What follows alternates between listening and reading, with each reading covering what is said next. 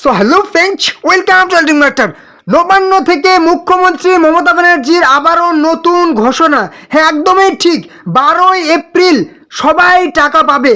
যাদের যাদের এখনো পর্যন্ত টাকা ঢুকেনি, 12 এপ্রিলের মধ্যে টাকা ঢুকে যাবে, এমনই তথ্য উঠে আসলো মুখ্যমন্ত্রী মমতা ব্যানার্জির থেকে। এখনো পর্যন্ত যারা মার্চে টাকা পায়নি, যুবসাথীর কিন্তু অনেকেরই, যারা হচ্ছে নতুন, তাদের কিন্তু টাকা ঢোকা শুরু হয়ে গেছে। যারা মার্চে টাকা পেয়েছিল তাদের তো অলরেডি টাকা ঢুকেই যাচ্ছে, এবং ভূমিহীন ক্ষেত মজুরের অনেকের বাকি ছিল, তাদেরও কিন্তু প্রথম কিস্তির 2000 টাকা অনেক অনেক সংখ্যক উপভোক্তার কিন্তু টাকা ঢোকা শুরু হয়ে গেছে। এবারে দেখে নেব 12 এপ্রিল কাদের কাদের টাকা ঢুকবে ভূমিহীন, কৃষক বন্ধু এবং যুবসাথী। চলুন দেখে নেব। অবশ্যই আমরা কিন্তু মুখ্যমন্ত্রীর বক্তব্য শুনে নেব, তার আগে আমরা দেখে নেব কিছু প্রমাণ।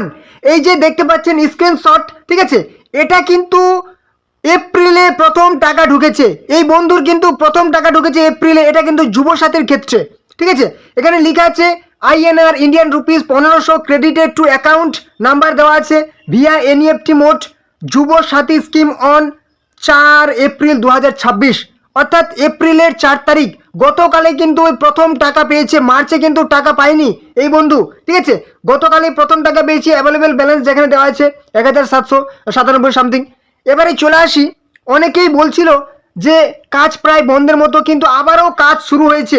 মুখ্যমন্ত্রী কিন্তু নতুন করে ঘোষণা করলেন যে আমাদের যে সমস্ত সেই সরকারি কর্মচারী আছেন, তারা কিন্তু অনেকেই কিন্তু অন্যান্য কাজে ব্যস্ত হয়ে পড়েছিলেন সে ভোটের জন্য, কিন্তু আবারও কিন্তু তাদেরকে নির্দেশ দিয়েছেন যে কাজ তাড়াতাড়ি করতে হবে। যে সমস্ত ডেটা এন্ট্রি অপারেটর, যে সমস্ত বিডিও অফিসে এ সমস্ত কাজগুলি হচ্ছে, উনি একদম নবান্ন থেকে নির্দেশ দিয়েছেন এই সমস্ত কাজগুলি খুবই তাড়াতাড়ি করতে হবে, এবং 12 এপ্রিলের মধ্যে কিন্তু প্রায় প্রত্যেকের অ্যাকাউন্টে টাকা ঢোকাতেই হবে। এই যে দেখতে পাচ্ছেন, একদম মার্চে টাকা পায়নি, এপ্রিলে প্রথম টাকা কিন্তু পেল এই বন্ধু, ঠিক আছে। অতএব আপনিও পাবেন, কিন্তু কিছু শর্ত আছে, অবশ্যই আপনাকে সেই কাজটি করতে হবে, অবশ্যই ভিডিওতে বলা আছে। নেক্সট আরেকটা উদাহরণ দেখে নিই। এখানে সময় দেওয়া আছে 7:32 PM, INR rupees 1500 credited to account number, ঠিক আছে, XSS। তারপরে দেওয়া আছে ভিআ NEFT Yuvasathi scheme on 2 April 2026, available balance যেখানে দেওয়া আছে ইন্ডিয়ান রুপিস 2690.42 সামথিং। এবারে চলে আসি, এই বন্ধু কিন্তু মার্চে টাকা পেয়েছিল, কিন্তু এপ্রিলেও টাকা পেল, তার জন্য হয়তো 2 তারিখেই এপ্রিলের প্রথমেই কিন্তু টাকা পেয়ে গেছে। মার্চে টাকা পেয়েছিল প্লাস কিন্তু এপ্রিলেও টাকা পেয়ে গেছে। এবারে আপনাদের মধ্যে অনেকেই কিন্তু এখনো পর্যন্ত যুবসাথী বলুন কিংবা ভূমিহীন ক্ষেতমজুর বলুন, কৃষক বন্ধু বলুন, এখনো কিন্তু টাকা পাননি।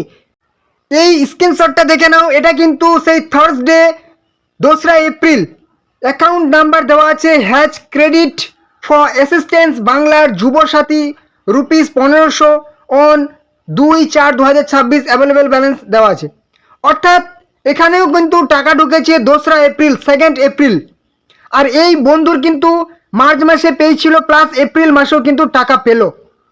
তো অতএব এখান থেকে বোঝা যাচ্ছে মার্চে যাদের টাকা ঢুকেছে তাদের প্রায় টাকা কিন্তু 2 তারিখ থেকে একদম ঢোকা শুরু হয়ে গেছে। এবারে মার্চে যারা টাকা পায়নি তাদেরও কিন্তু টাকা ঢুকছে, প্রচুর সংখ্যক উপভোক্তার কিন্তু টাকা ঢুকছে, এবং তাদের কিন্তু প্রায় 3 তারিখ 4 তারিখ থেকে কিন্তু টাকা ঢোকা শুরু হয়ে গেছে।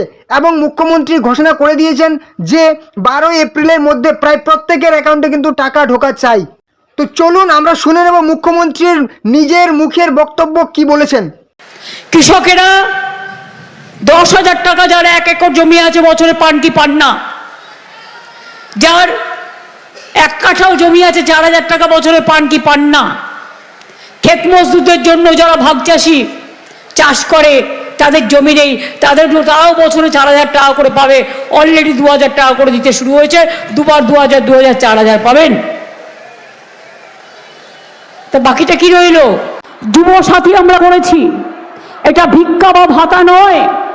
ছেলে মেয়েরা যখন মাধ্যমিক পাশ করে কলেজে যায় তাদের একটা পকেট মানি লাগে, এটা ঠিক বলতে পারেন হাত খরচের মতো।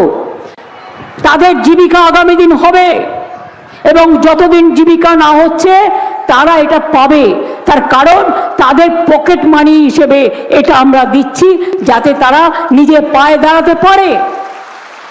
যারা দরখাস্ত করেছেন এখনো কিছু পাননি, সেটা হচ্ছে ডুপ্লিকেট হয়ে গেছে। এগুলো আপনাদের ডেকে ডেকে কারেক্ট করা হবে এবং আপনারাও পাবেন, চিন্তা করবেন না।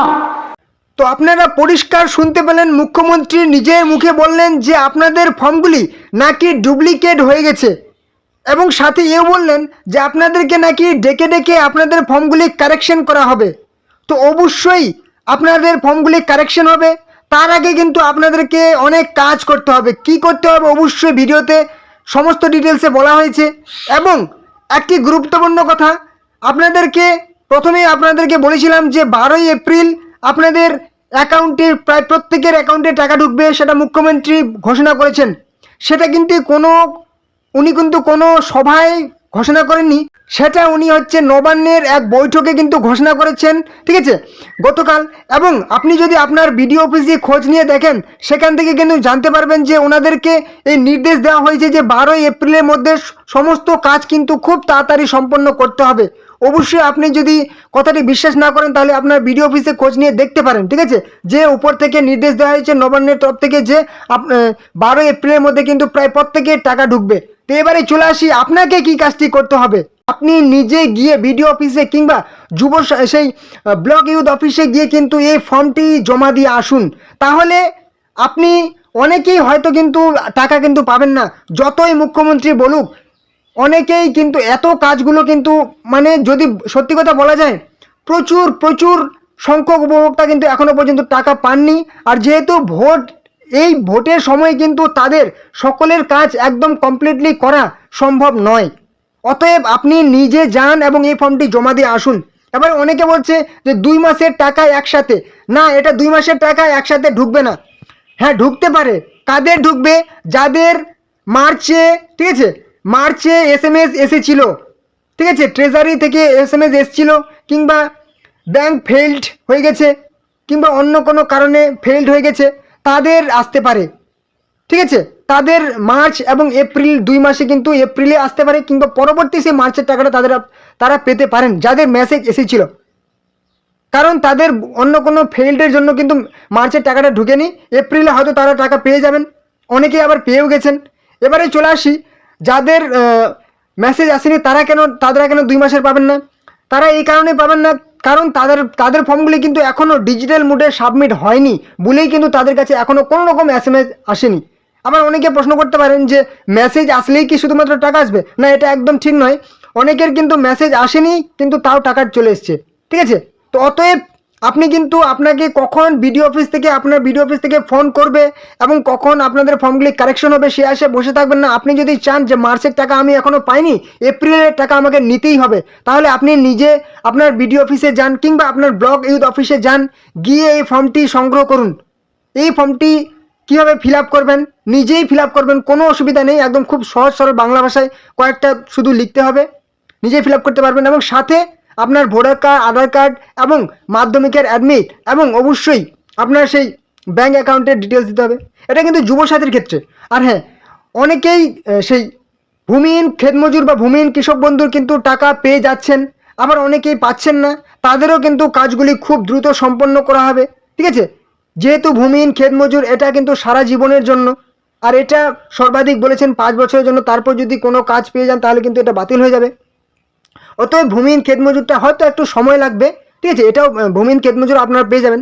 তো চলুন, কি বলেছে প্রথমে কিন্তু টু দ্য ভিডিও, আপনার কিন্তু এখানে ব্লকের নাম লিখবেন, এখানে জেলার নাম লিখবেন, গ্রাম পঞ্চায়েতের নাম, ঠিক আছে, জেলার নাম লিখে দেবেন, লিখা আছে জেলার নাম। এবারে চলে আসেন যুবসাথীর টাকা না পাওয়ার সমস্যা সংক্রান্ত আবেদনপত্র, ঠিক আছে। আপনি গিয়ে বলবেন, যদি অসুবিধা হয় তাহলে বলবেন যে যুবসাথীর টাকা পাইনি আমি, আমাকে সেই ফর্মটি দিন, কোন ফর্ম একটা পাওয়া যাচ্ছে সেই ফর্মটি দিন, তাহলে এই ফর্মটা আপনাকে দিয়ে দেবে। এই ফর্মটি নেওয়ার পর আপনি কী করবেন, সবিনয় নিবেদনের সাথে জানাচ্ছি যে আমি এখানে কিন্তু আপনার ব্লকের নাম, তারপরে এখানে গ্রাম পঞ্চায়েতের নাম লিখবেন, আমি যুবসাথী স্কিমে ব্লকে আবেদন করেছি, আবার ব্লকের নাম লিখবেন, কিন্তু আমার ব্যাংকের খাতায় কিন্তু এখনও পর্যন্ত 1500 টাকা পাইনি, আমার আবেদনের বিশদ বিবরণ, এখানে কিন্তু আপনার একটু ডিটেলস দিতে হবে। আপনি অবশ্যই কী দেবেন, বিবরণ, দুয়ারে সরকার রেজিস্ট্রেশন নাম্বার, আপনি যে ফর্মটি জমা দিয়েছিলেন তাহলে কিন্তু আপনাকে একটা সেই রেজিস্ট্রেশন নাম্বার দিয়েছিল, সেই রেজিস্ট্রেশন নাম্বারটা এখানে বসিয়ে দেবেন, যদি না থাকে তাহলে কিচ্ছু করার নেই। নাম, এখানে নিজের নাম লিখবেন, ঠিক আছে। অবশ্যই কিন্তু আপনার নামটি আধারের সঙ্গে সংযুক্ত, ব্যাংকের পাসবইয়ের সঙ্গে সংযুক্ত নামটি লিখবেন। ফোন নাম্বার দিবেন, যেই ফোন নাম্বারটা আমার ব্যাংকের সঙ্গে যুক্ত আছে, আপনার আধার কার্ডের সঙ্গে যুক্ত আছে, সেই ফোন নাম্বারটা এখানে দেবেন। ব্যাংকের নাম লিখবেন, ব্যাংকের শাখা লিখবেন, আইএফএসসি নাম্বার অবশ্যই খুব সুন্দর করে লিখবেন, আইএফএসসি কোড ব্যাংকে। আপনার ব্যাংকের পাসবইয়ের প্রথম পৃষ্ঠাতে কিন্তু লেখা আছে, ভালো করে দেখে নেবেন। অ্যাকাউন্ট নাম্বার, আপনার ব্যাংকের নাম্বার বা অ্যাকাউন্ট নাম্বার এখানে লিখে দেবেন। অবশ্যই আপনার আধার কার্ডের নাম্বার লিখবেন। বিশেষ মন্তব্য যে আমি এখনও পর্যন্ত টাকা পাইনি, এরকম লিখে দেবেন। এবারে সমস্যা, কী সমস্যার জন্য আপনি টাকা পাননি, টাকা অ্যাকাউন্টে পাইনি, যদি টাকা অ্যাকাউন্টে না পান তাহলে টিক মেরে দেবেন।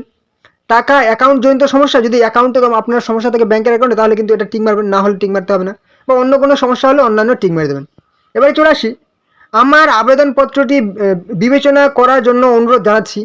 এখানে কি আপনার কাগজগুলো, কোন কোন কাগজ দেবেন, এই যে ফর্মটা দেখালাম এই ফর্মটা তো সাথে থাকবেই, সাথে পাসবই, ব্যাংকের পাসবইয়ের জেরক্স, আধার কার্ডের জেরক্স, ভোটার কার্ডের জেরক্স এবং মাধ্যমিকের অ্যাডমিটের জেরক্স। এটা কিন্তু যুবছাত্রীর ক্ষেত্রে। আর হ্যাঁ, অবশ্যই আপনার কিন্তু সেই ক্ষেত মজুর বা ভূমিহীন কৃষক বন্ধুর জন্য কিন্তু বিডিও অফিসে গিয়ে একদম জিজ্ঞেস করবেন, ঠিক আছে? অবশ্যই গিয়ে জিজ্ঞেস করবেন, আপনার ডিটেলস তথ্য নিয়ে যাবেন, জিজ্ঞেস করবেন যে আমাদের এখনও পর্যন্ত টাকা ঢোকেনি, কোনো রকম মেসেজ আসছে না, সেটা বলবেন কিন্তু, হ্যাঁ। তো অবশ্যই যারা চাইছেন যে মার্চে টাকা পাইনি, এপ্রিলে আমাকে টাকা নিতে হবে, অবশ্যই এই ফর্মটি ফিল আপ করুন এবং জমা দিয়ে আসুন, ঠিক আছে?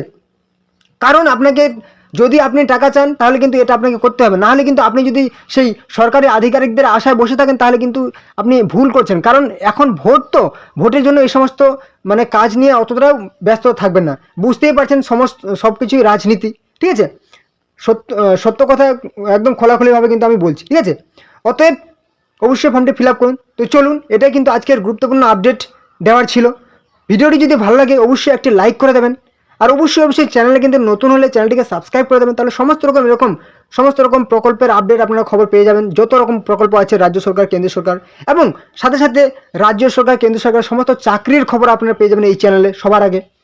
অবশ্যই চ্যানেলটিকে নতুন হলে সাবস্ক্রাইব করে দেন, ভিডিওটি ভালো লাগলে লাইক করবেন, কোনো রকম যদি প্রশ্ন থাকে মনের মধ্যে কমেন্ট বক্সে জানাবেন, আর অবশ্যই ভিডিওটি আপনাদের বন্ধুদের সাথে কিন্তু শেয়ার করে দেবেন, যাতে তারাও ইনফরমেশনগুলি, খবরগুলি পেয়ে যায়, ঠিক আছে? অবশ্যই তাদের হোয়াটসঅ্যাপ, ফেসবুক গ্রুপে অনেক করে শেয়ার করে দেবেন। তো চলুন, পরবর্তীতে আবার দেখা হবে। জয় হিন্দ, জয় ভারত।